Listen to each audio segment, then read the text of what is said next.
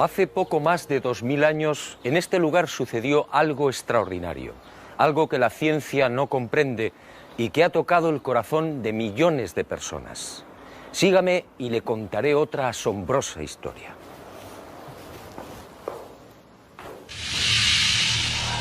Todo empezó con el ajusticiamiento de un hombre. Fue brutalmente torturado. Fue azotado. Cargó un pesado madero hasta el lugar de ejecución. Fue clavado por las muñecas y pies y murió en la cruz. Y fue sepultado.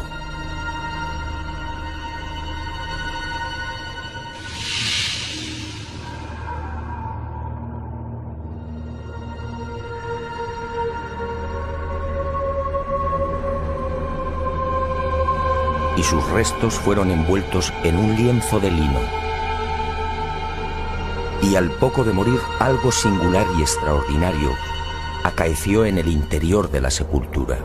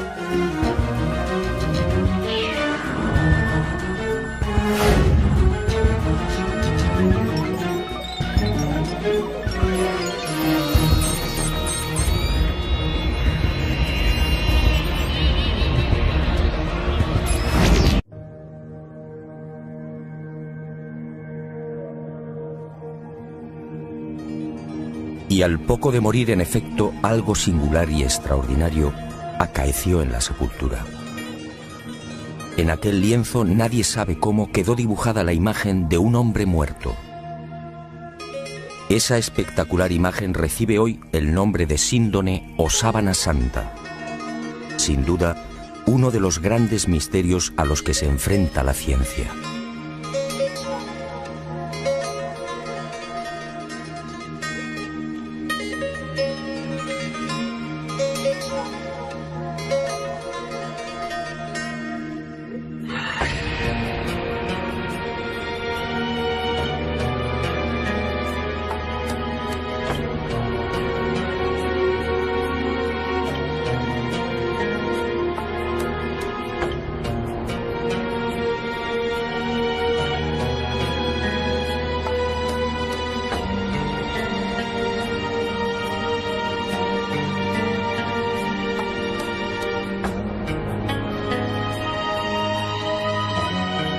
Tras aquel enigmático y trascendental suceso que los creyentes en Jesús de Nazaret identifican con la resurrección, el lienzo de lino desaparece y se ve envuelto en toda clase de leyendas y rumores.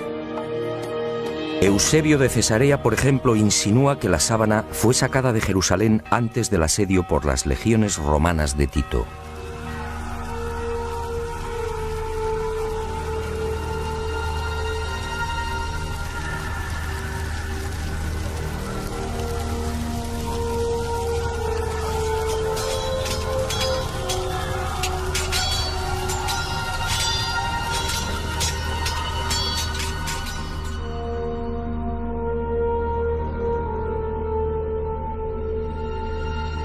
y los discípulos del Maestro pudieron ocultarla en la ciudad de Pela, al este del Jordán.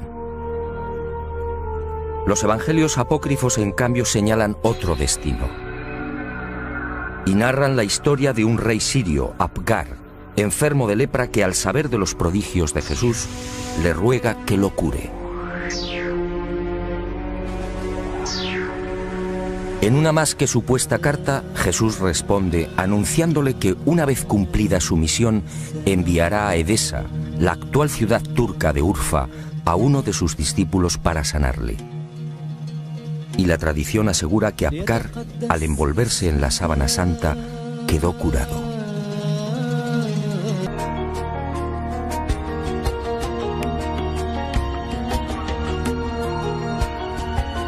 Esa misma leyenda asegura que uno de los hijos de Apgar V, al hacerse con el poder, retornó al paganismo, persiguiendo a los cristianos de Edesa. Y la sábana fue escondida en el interior de la muralla, sobre la puerta occidental. Después, durante siglos, silencio. Y en el año 525, al fin, una nueva pista. Cuentan las crónicas que en esa fecha Eulalio, obispo de Edesa, tuvo un sueño. Y en él, una mujer le señaló el lugar donde se hallaba escondida la sábana. Al retirar los ladrillos de la muralla, el obispo, en efecto, encontró el lienzo. Desde entonces, la imagen del hombre muerto fue expuesta y venerada en Edesa. Y no se sabe exactamente por qué, pero solo fue mostrada la cabeza. Esta imagen recibiría el nombre de Mandilion, una imagen que inspiró sin duda a infinidad de artistas bizantinos y medievales.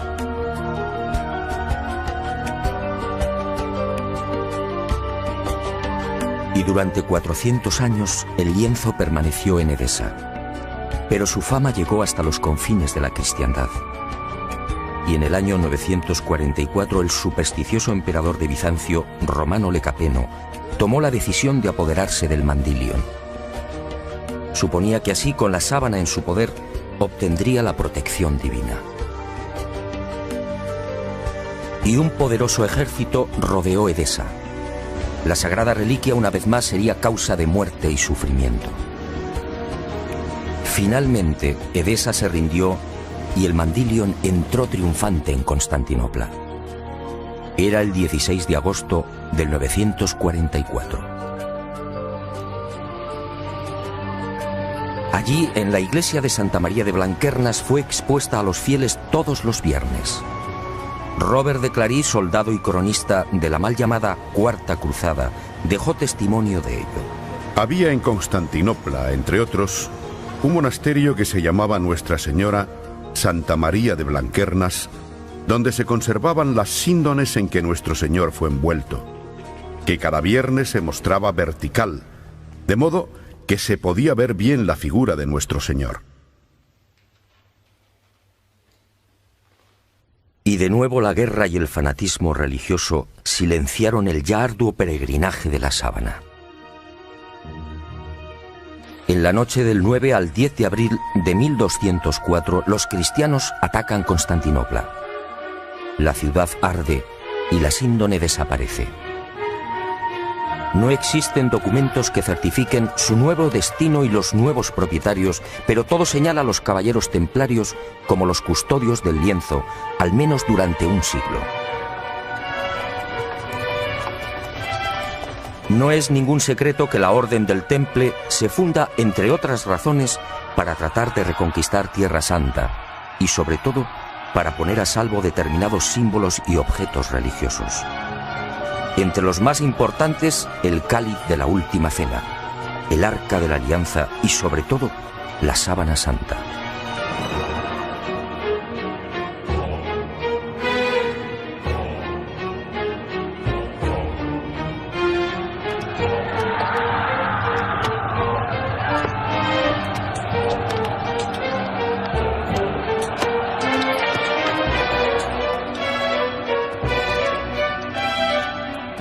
Los caballeros templarios disponían de una información privilegiada, y a lo largo de la conquista de los santos lugares peinaron Jerusalén y los subterráneos de la ciudad santa.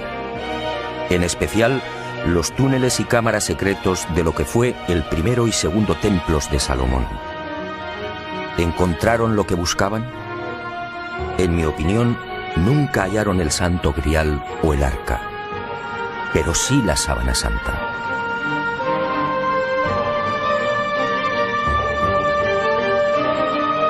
Se sabe que las múltiples reliquias reunidas por los templarios permanecen en la fortaleza de San Juan de Acre, en la costa norte del actual Israel, hasta 1291. Desde allí viajan a Chipre, Marsella, Besançon y París. ¿Pudo la Sábana Santa seguir ese itinerario? Es muy probable. Uno de los indicios que apunta a los templarios como los secretos propietarios de la síndone durante 145 años es la acusación por parte de la Santa Sede de venerar a un extraño rostro al que llamaban Baphomet, un rostro sospechosamente parecido al de la Sábana Santa. Esta, entre otras, sería la causa de la persecución y encarcelamiento de la poderosa orden templaria. En la noche del 6 de octubre de 1307, pocas horas antes de la caída de la cúpula templaria, un carro abandona la fortaleza del Temple en las afueras de París. El hombre que lo conduce se protege con una sábana. Los soldados de Felipe IV el Hermoso registran la carga de paja, pero no encuentran nada. Y la síndone que protege al conductor es puesta a buen recaudo. 7 años después, en 1314, Jacques de Molay, gran maestre de la orden templaria, y Godofredo de Charny, su lugarteniente y comendador de Normandía, son quemados vivos en una pequeña isla del Sena. La Sábana Santa sigue sin aparecer, pero sería por poco tiempo. En 1349, 42 años después de la caída del Temple, por orden del Papa Clemente V y del suceso del carro, otro Godofredo de Charny, señor de Lirey, saca a la luz el lienzo con la imagen del hombre muerto. Parece claro que ambos Godofredos de Charny eran parientes. ¿Pudo quedar la sábana en poder del segundo señor de Lirey? Es lógico, ya que la síndone se encuentra bajo su protección.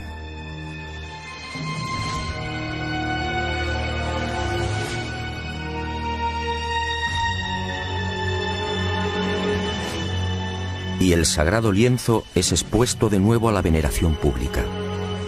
Pero el azaroso peregrinaje de la síndone no ha terminado.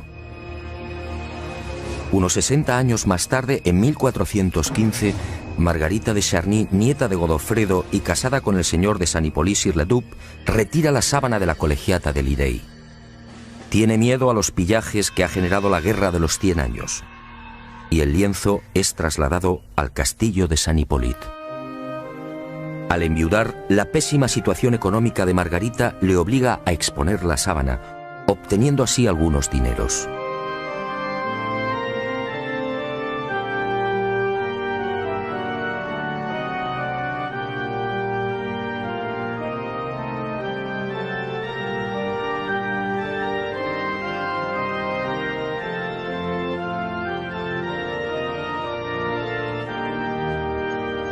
Las penurias económicas de Margarita de Charny se agudizan y finalmente se ve obligada a ceder el lienzo a la Casa de Saboya.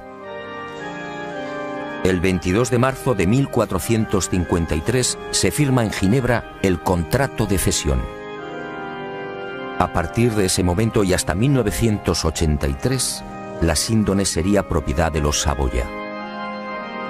El 18 de marzo de ese año, los herederos de Humberto II de Saboya, ex rey de Italia, entregarían la Sábana Santa al Vaticano. Y el lienzo, como si de una maldición se tratase, continuó peregrinando de castillo en castillo. Por fin, en 1502, reposaría temporalmente en Chambéry. Fue en esta capilla, en la noche del 3 al 4 de diciembre de 1532, donde la Sábana Santa estuvo a punto de ser destruida. Se declara un pavoroso incendio provocado al parecer por los calvinistas, y la urna de plata que contiene la reliquia, regalo de Margarita de Austria en 1509, es retirada en el último momento. El fuego alcanza a la urna y varias gotas de plata fundida queman y traspasan los 48 pliegues en que se hallaba doblado el lienzo. También el agua empleada para sofocar el incendio impregna parte de la sábana, formando rombos que se repiten simétricamente a lo largo de la imagen.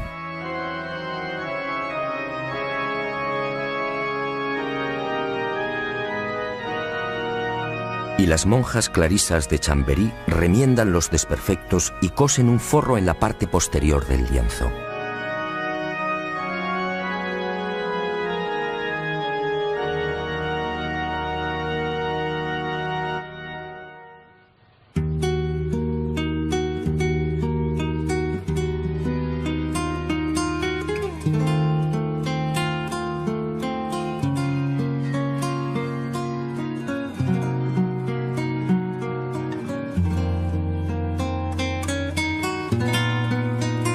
La sábana santa se salva milagrosamente y la imagen vuelve a ser expuesta, ahora mágicamente centrada entre las líneas paralelas que dejó el fuego.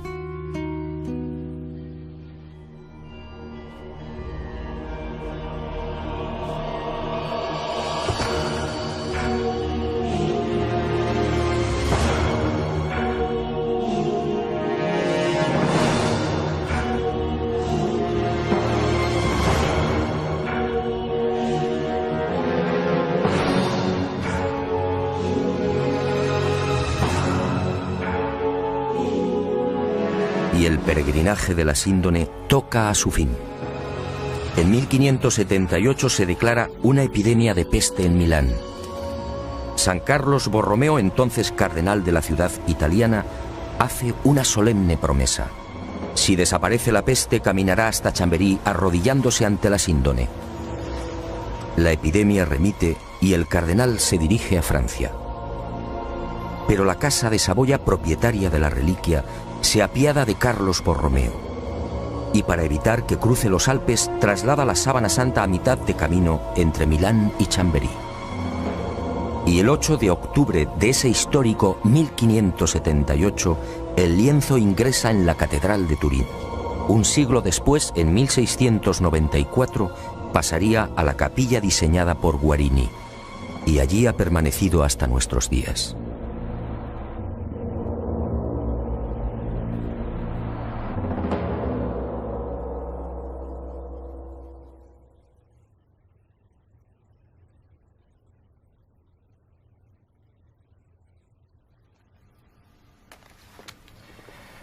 Evidentemente, a la vista de estos testimonios históricos, nadie debería dudar de la autenticidad de la sábana santa. Aún así, en septiembre de 1988, una noticia conmocionó al mundo. El carbono 14 arrojó una datación sorprendente. El tejido analizado, según dijeron, era medieval. Y los científicos situaron la época de su elaboración entre los años 1260 y 1390. Esto, de ser cierto, significa sencillamente que la imagen del hombre muerto es una falsificación. Y los medios de comunicación, con una lamentable falta de rigor, propagaron el suceso. De inmediato, otros científicos reaccionaron, poniendo en tela de juicio la bondad del carbono 14. Poco a poco salieron a la luz hasta 26 irregularidades en los procesos de datación efectuados por los 3 laboratorios. Y se habló incluso de complot. Pero la prensa ignoró esta segunda parte. Naturalmente, las fechas obtenidas por el carbono 14 indignaron a historiadores y científicos que llevaban más de 20 años dedicados al estudio de la síndone. Repasemos algunas de estas investigaciones.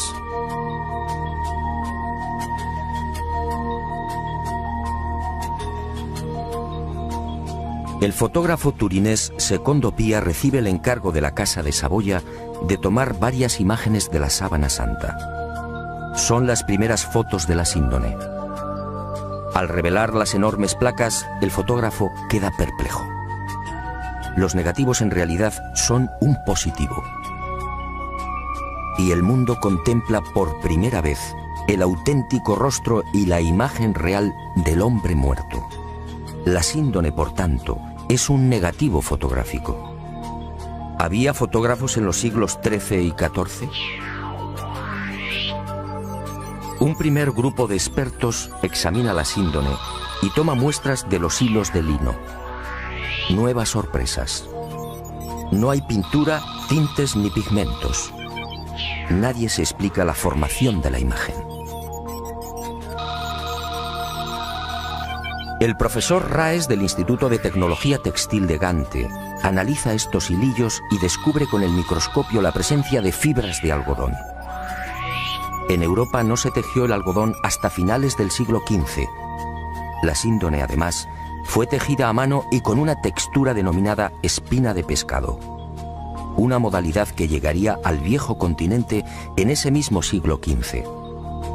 El lienzo, en definitiva, según Gilbert Raes, es idéntico a los confeccionados en el Medio Oriente en el siglo I. Y surge otra inevitable pregunta.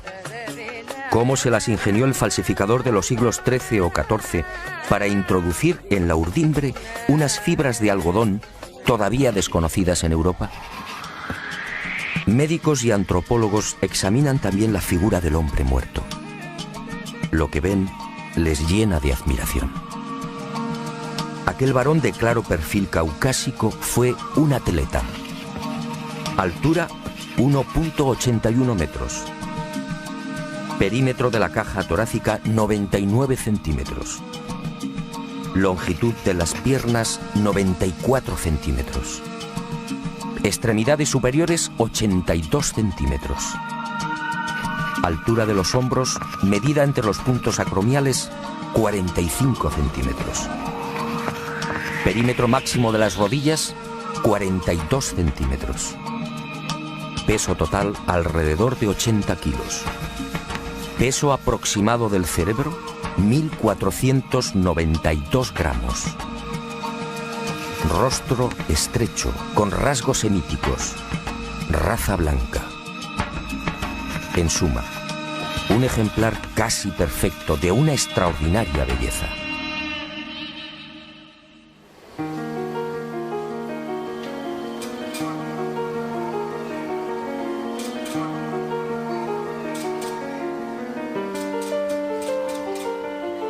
Los científicos tratan de imitar la imagen de la sábana santa y utilizan toda clase de procedimientos.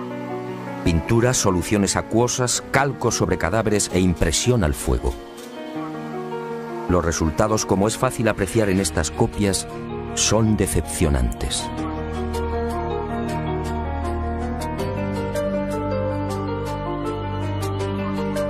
Ninguna de las imágenes obtenidas presenta la belleza, serenidad y perfección del hombre muerto.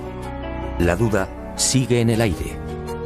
¿Cómo se las ingenió el supuesto falsificador para plasmar una figura tan precisa y delicada? Pero sigamos. Las sorpresas de los científicos apenas habían comenzado. En la noche del 23 de noviembre de 1973, Max Frey, palinólogo y experto en criminalística, tiene acceso a la sábana santa. Toma muestras del polvo adherido al lino y las analiza al microscopio electrónico.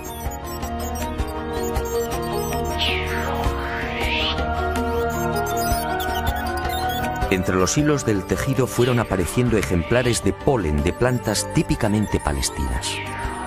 La asuera fue una de las primeras. Después llegaron otros pólenes de la flora halofita que creció en el Negev y en los estratos sedimentarios del lago de Genezaret hace 2000 años. Plantas hoy extinguidas cuyos pólenes fueron arrastrados por los vientos hasta la ciudad de Jerusalén. Y allí quedaron prisioneros entre los hilos de la síndone.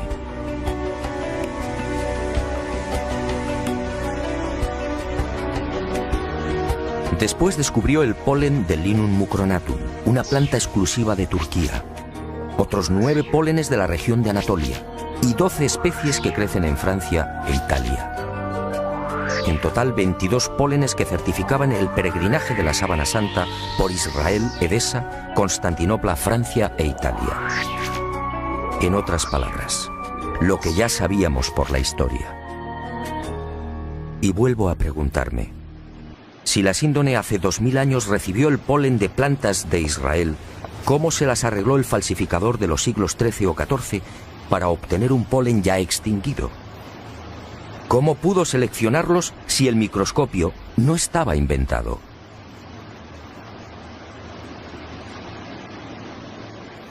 Los descubrimientos de Max Frey, en efecto, hablan por sí mismos. La presencia del polen debería de haber sido más que suficiente para silenciar a cuantos negaban la autenticidad de la síndone. Pero el carbono 14 siguió eclipsando estos aplastantes hallazgos científicos. Tampoco era de extrañar al tratarse de la supuesta imagen de un dios. Si la síndone hubiera contenido la figura de Napoleón o de Ramsés II, el enigma se habría zanjado rápidamente. También en 1973 se llegaron a otras no menos interesantes conclusiones. En la sábana santa no hay un solo indicio de putrefacción. ¿Cómo era posible? Si la imagen era el resultado de la aplicación a la tela de moléculas orgánicas, bien de origen natural o artificial, ¿cómo explicar que el intenso calor generado por el incendio de Chambéry no hubiera modificado su color? Incluso las zonas que estuvieron en contacto con las gotas de plata fundida conservan la misma tonalidad y densidad que el resto. De haber sido una falsificación, esas regiones aparecerían claramente alteradas y descoloridas. Y la ciencia prosiguió su espectacular avance. En octubre de 1978, un nutrido grupo de científicos tuvo acceso a la síndone. Era el proyecto STURP, la mayor parte perteneciente a la NASA. Y la sábana santa fue sometida a una minuciosa y amplísima batería de experimentos científicos. Los resultados, una vez más, impresionaron a los especialistas. Veamos algunos de ellos. En la imagen del hombre muerto se observan numerosos coágulos, manchas y reguerillos de sangre. Pues bien, nadie logró explicar por qué esos coágulos aparecen intactos y con los bordes perfectamente definidos.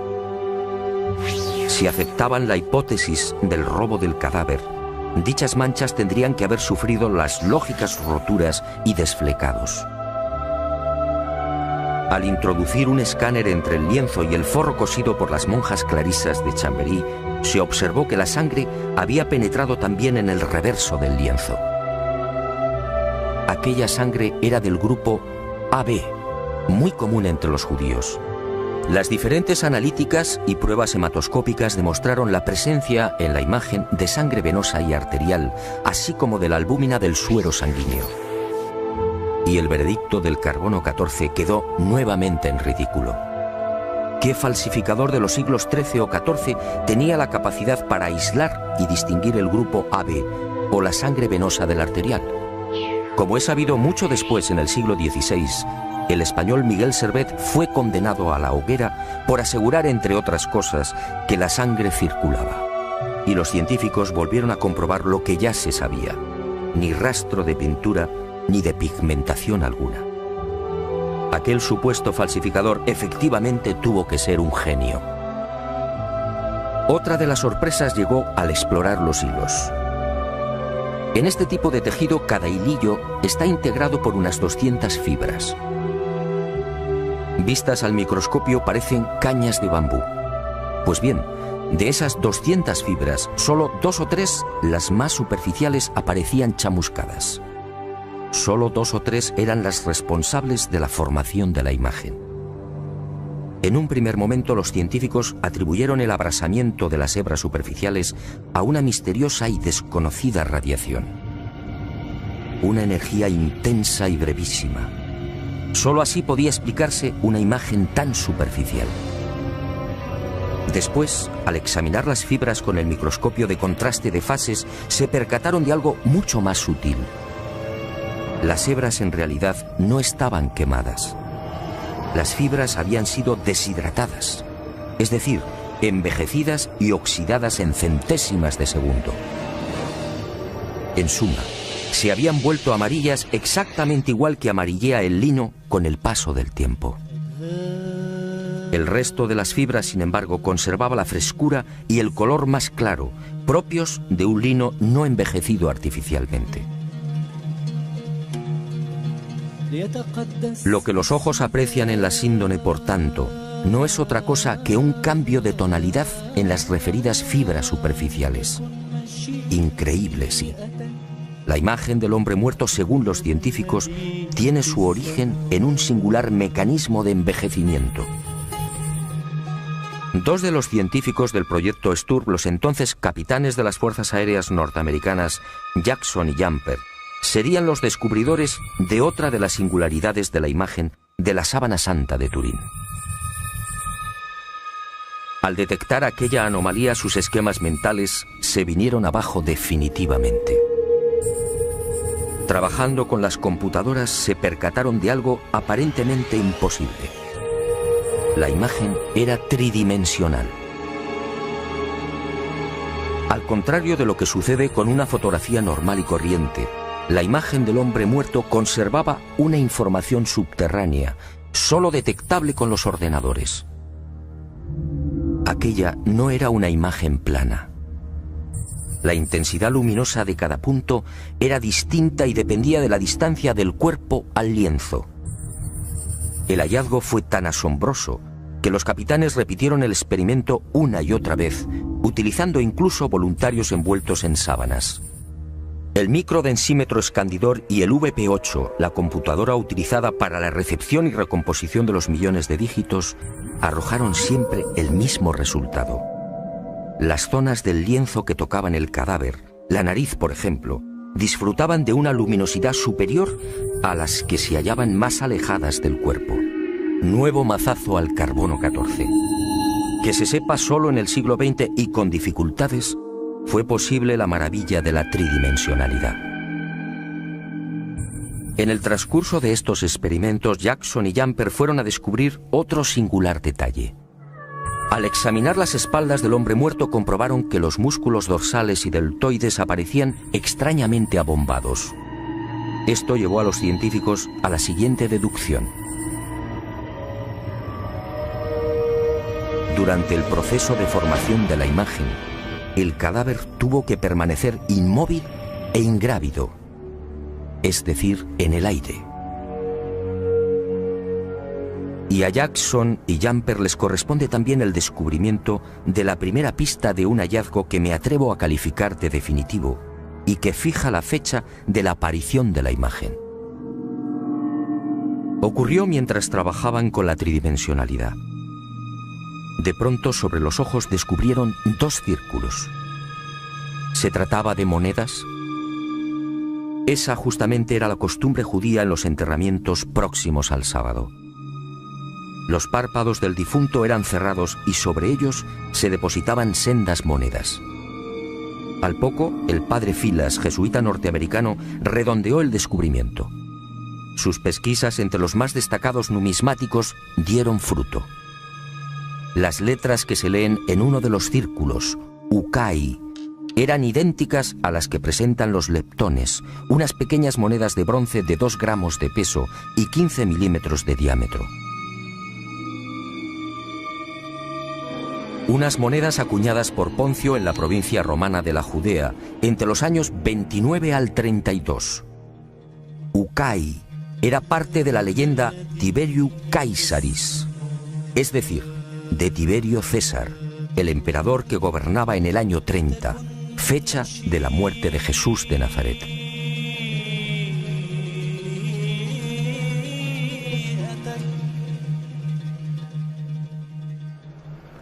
Como hemos visto, hay argumentos y pruebas científicas que demuestran sobradamente la autenticidad de la sábana santa. Alguien hace 2000 años, en aquel sepulcro, manipuló el tiempo e hizo desaparecer el cadáver. Una medida tan respetuosa como inteligente. ¿Imagina usted lo que habría sucedido si la humanidad hubiera conservado los huesos de Jesús de Nazaret?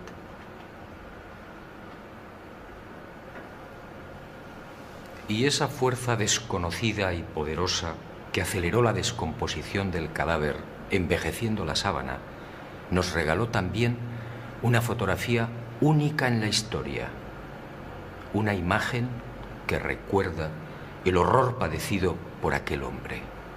Sígame y se lo mostraré. Y una advertencia.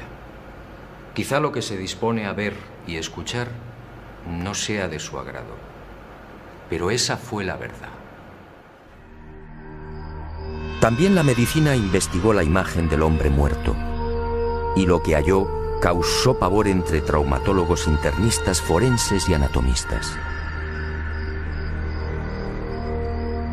Examinemos paso a paso aquella pasión y muerte. Cercana a la medianoche del jueves al viernes, aquel hombre se retiró a lo más frondoso del olivar. Y una profunda angustia lo clavó a tierra. El fortísimo estrés y quizá el miedo provocaron un singular fenómeno en su piel, la hematidrosis, un sudor sanguíneo que empezó a debilitarlo. Las manchas de sangre, en efecto, cubren toda la imagen.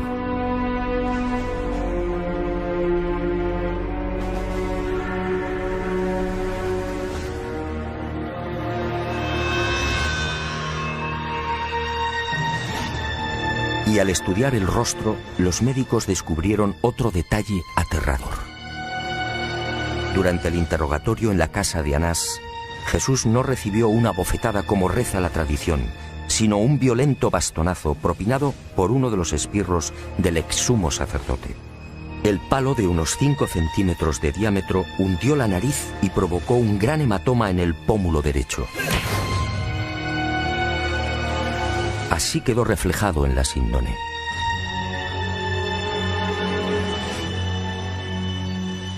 Pero lo peor estaba por llegar.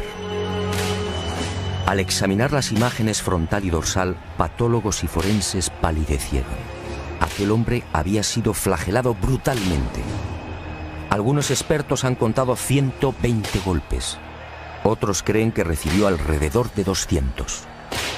Golpes secos, potentísimos, que afectaron incluso a los testículos y al coxis.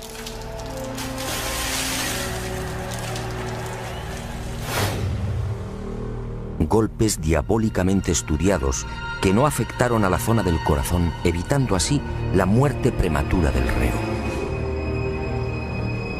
El mapa de los azotes no precisa de mayores comentarios. Los médicos no se explican cómo pudo sobrevivir. Coronación de espinas. La soldadesca romana de la fortaleza Antonia fabricó un casco con la Potherium spinosum, una zarza muy abundante en Palestina. Un matorral armado de púas rectas y en forma de pico del oro, de hasta 6 centímetros de longitud. Y el yelmo fue encajado sin piedad en la cabeza del hombre, afectando a nuca, cuero cabelludo y frente.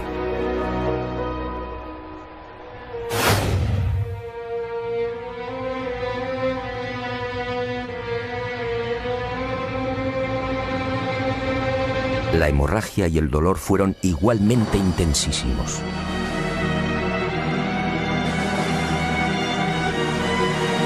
Minutos después, maltrecho, debilitado y febril, el reo se vería obligado a cargar sobre los hombros el madero transversal de la cruz, el patibulum, un tronco áspero y agresivo de unos 35 o 40 kilos de peso.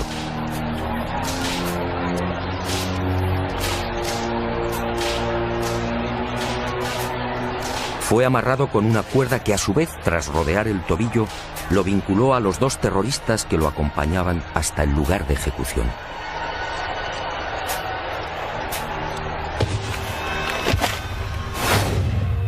Y en esos 500 o 600 metros, la tortura de las caídas, los violentos impactos del rostro contra las piedras, las rodillas destrozadas, los dientes quebrados y los mechones de barba arrancados por los soldados al intentar levantarlo. La imagen de la sábana santa es fría y certera.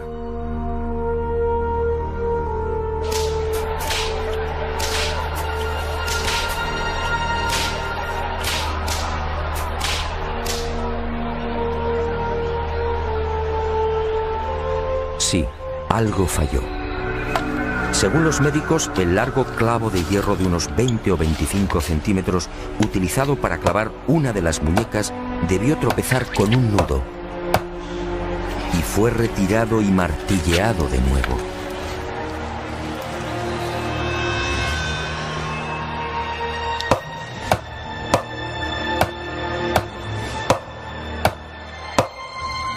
El hombre de la sábana fue atravesado no por las palmas de las manos, sino por las muñecas, bien por el llamado punto de Destot o por la articulación radiocubital inferior. Los clavos rozaron el nervio mediano y provocaron la contracción de los dedos pulgares. Por eso no aparecen en la síndone.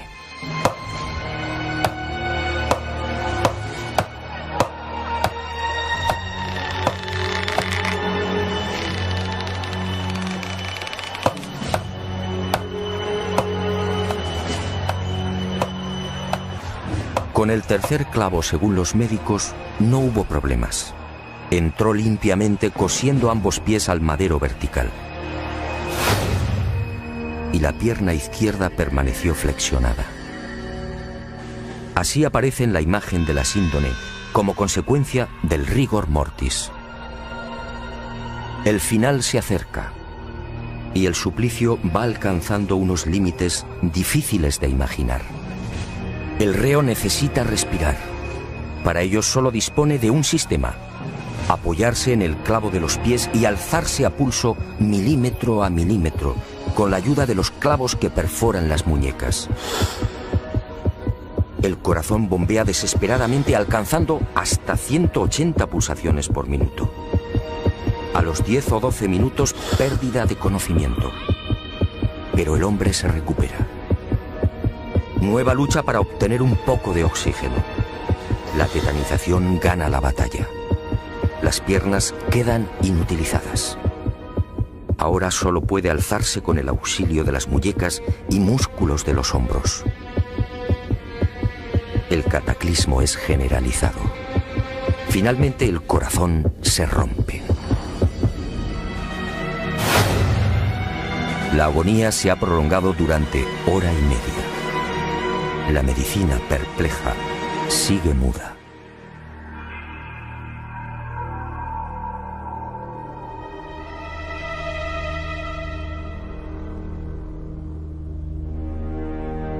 Pero el espanto y la humillación no han concluido. Uno de los soldados alancea el costado derecho del crucificado. Los médicos exploran la síndone y se muestran de acuerdo. Al recibir la lanzada, el hombre ya estaba muerto.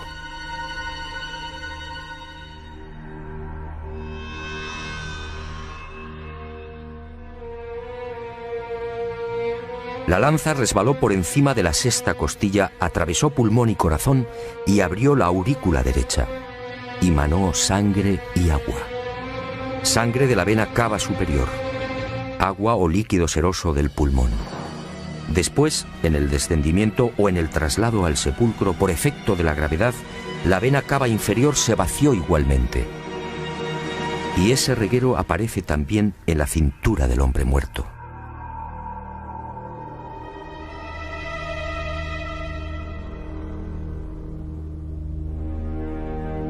Y llegamos a una de las preguntas clave. ¿Quién era este hombre? ¿Se trataba de Jesús de Nazaret? Los especialistas en cálculo de probabilidad matemática han sido rotundos. Según Paul de Gail, ingeniero y jesuita francés, la posibilidad de que no fuera Jesús es de 1 contra 225.000 millones. En palabras del médico italiano Tino Zeuli, esta probabilidad es la misma que tiene una piedra de convertirse en pájaro y salir volando.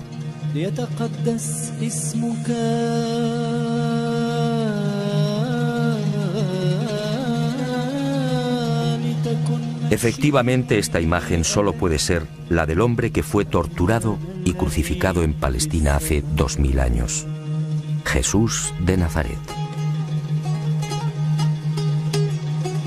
Y ahí surge una nueva y escalofriante posibilidad.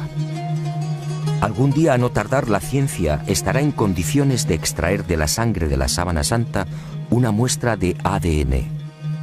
Entonces el mundo podría asistir a la clonación de aquel hombre muerto.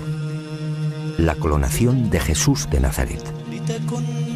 decenas o cientos de cuerpos físicamente idénticos al del Maestro.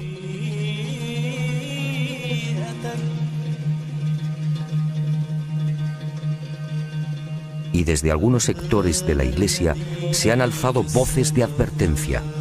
Atención, mañana el mundo podría comerciar con el cuerpo del Galileo. ¿Será esa la razón por la que algunos tratan de destruir la sábana santa o de reducirla a una falsificación de la Edad Media?